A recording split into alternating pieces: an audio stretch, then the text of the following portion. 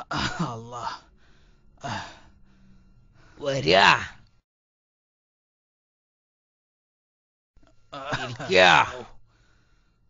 എന്താ പേര്? ചെറിയോന്. ചെറിയോനാക്ക, കട്ടേക്കാടൻ ചെറിയോനെന്ന് പറയും. എന്താ അസുഖം? ഇടത്തെ മുട്ടുംകാലിനൊരു വേദന. വയസ്സായില്ലേ, വേദന ഉണ്ടാവും. ആഹാ, ഇടത്തെ മുട്ടുംകാലിന്റെ അതേ വയസ്സ് തന്നെയല്ലേ വലത്തെ കാലിനും. എന്നിട്ട് അതിന് വേദന അല്ലല്ലോ. ആള് ഭയങ്കര രസികനാണല്ലോ. രസികന്മാരെ എനിക്ക് വലിയ ഇഷ്ടാ. ഞങ്ങള് പാരമ്പര്യമായിട്ട് വലിയ രസികന്മാരാ. എന്നാ ഞാനൊരു ചോദ്യം ചോദിക്കാം, ഉത്തരം പറഞ്ഞ മരുന്നൊക്കെ ഫ്രീ. അത് തിരക്കടില്ലല്ലോ. അങ്ങനെയാണെങ്കിൽ എനിക്ക് വേറെയും കൊറേ അസുഖങ്ങളൊക്കെ ഉണ്ട്.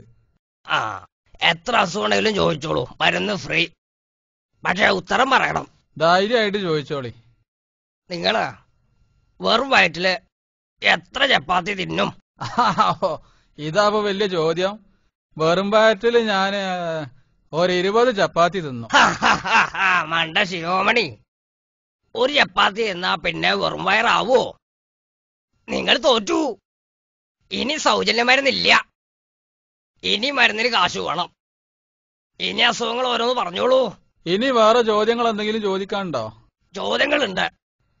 ഉത്തരം പറഞ്ഞാലും സൗജന്യ മരുന്നില്ല. എന്നാലും എനിക്കിപ്പോ ഈ മുട്ടുംകാലിന്റെ വേദന മാത്രമേ ഉള്ളൂ. ഇവിടെ വേദന ഉണ്ടോ? ഉണ്ട് ഉണ്ട്. ഉണ്ടാവും. സ്ഥാനം അതാ. നീരുണ്ടോ? നീരുണ്ട്. മൂത്രം ഇങ്ങനെ ഒഴിഞ്ഞു പോകുന്നുണ്ടോ? മൂത്രം അങ്ങനെ ഒഴിഞ്ഞു പോവാ.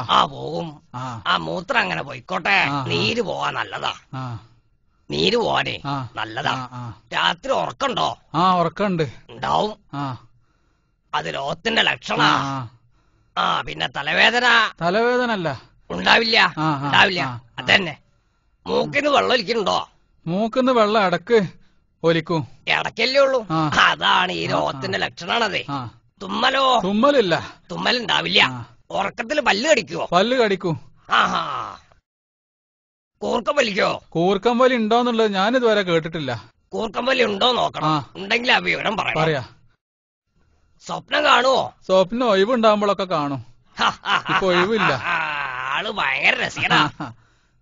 പിടിച്ചു പോയി ആളെ. വയറെങ്ങനെ? വിശപ്പ് നല്ലോണം ഉണ്ട്. ഉണ്ടാവും, നല്ലോണം ഉണ്ടാവും.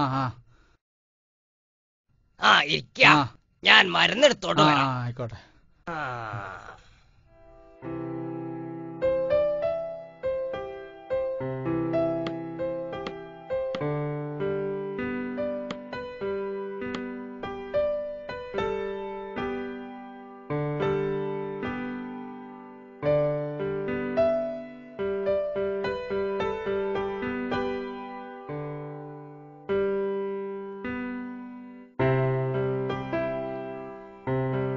ഈ മുട്ടുവേദന എനിക്കുണ്ടേ. എന്നാ ഒരു ഡോക്ടറെ കാണിച്ചുകൂടായിരുന്നോ? ഒരൊഴിവ് കിട്ടണ്ടേ? ഈ മരുന്ന് 1 ഔൺസ് വീതം 3 നേരം കഴിക്കുക. 2 ആഴ്ച കഴിഞ്ഞിട്ട് വന്ന് വിവരം പറയാം. പിന്നെ ഈ മരുന്നിന്റെ ഫലം കിട്ടണമെങ്കിൽ മത്സ്യമാംസാദികൾ പൂർണ്ണമായും വർജിക്കുക. എന്ത്? ഇറച്ചി മീനും വർജിക്കണം. എന്നും വർജിക്കണോ? പൂർണ്ണമായിട്ടാണ് വർജിക്കണം. എന്നാ പിന്നെ ഞാൻ പോട്ടെ. എത്ര ഇതിന്റെ പൈസ? ഒരു 100 റുപ്യ അവിടെ വെച്ചേക്കൂ.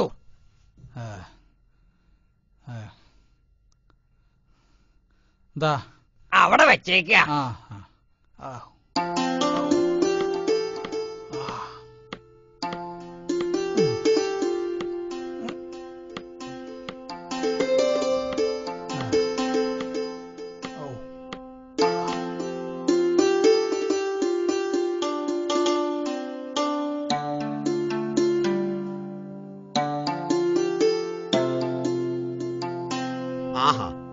എന്താ ചൊരേനൊക്കെ നിങ്ങള് ചാണകം ചവിട്ടി അതിന് നടക്കണേ?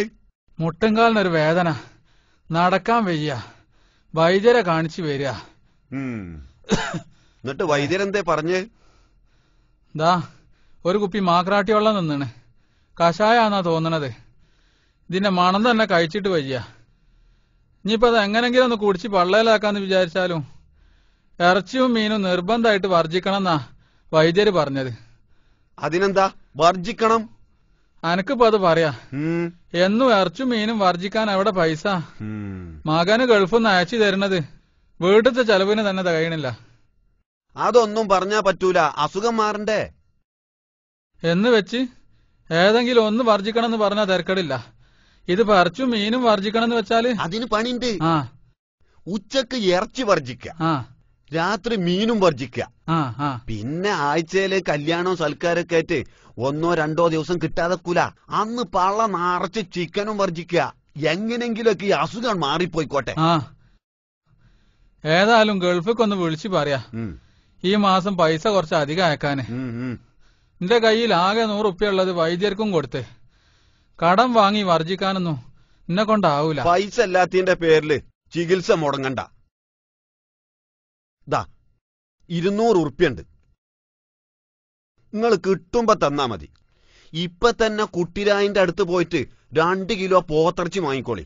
നല്ല ഇളയെ പോത്തും കുട്ടീനെ അറുത്തിട്ടുണ്ട് അവിടെ. അതാണ് മസാല ചേർത്ത് വരട്ടിയാണ് വെച്ചാല് നിങ്ങൾക്ക് ഇന്ന് ഉച്ചക്കും രാത്രി നാളെ ഉച്ചക്കും പള്ള നിറച്ചും വർജിക്ക. കുടിച്ചോളി, എണ്ണിയോക്കി. ഇത് വല്ലാത്തൊരു ഉപകാരമായി പോയി. ഇനി ആലോചിച്ച് നേരം കളയണ്ട, പോത്തിറച്ചി വാങ്ങിയിട്ട് മതി ബാക്കി കാര്യം. വരി.